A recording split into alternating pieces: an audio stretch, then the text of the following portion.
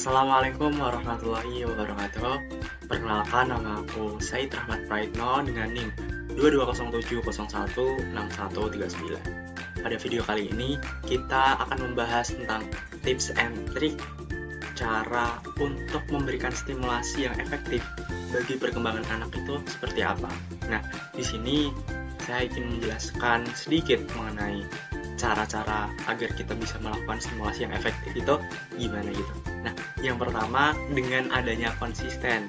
Nah, jadi lakukan stimulus secara rutin dan konsisten setiap hari. Seperti yang pertama itu, contohnya rutin membacakan buku.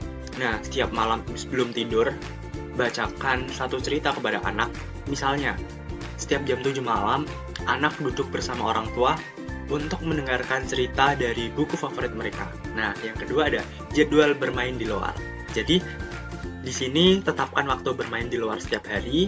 Misalnya nih, pukul 4 sore, di mana anak bisa berlari, memanjat, atau bermain bola di halaman atau taman.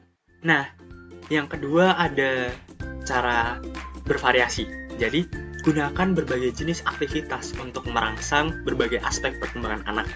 Yang pertama ini, contohnya ada aktivitas seni. Nah, sediakan waktu untuk menggambar, melukis, atau membuat kerajinan tangan. Contohnya itu kayak setiap Sabtu pagi, anak dan orang tua itu membuat proyek seni bersama seperti melukis dengan cat air. Nah, contoh yang kedua ada permainan edukatif.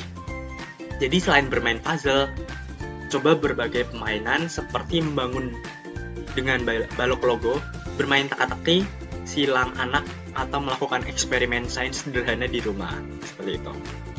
Nah, untuk yang ketiga, itu kita bisa melakukan cara interaktif.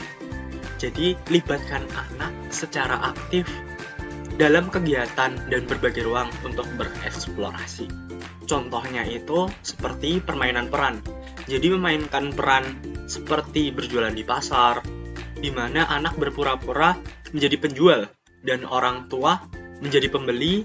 Nah, ini itu bisa dilakukan dengan menggunakan mainan makanan atau benda-benda yang ada di rumah.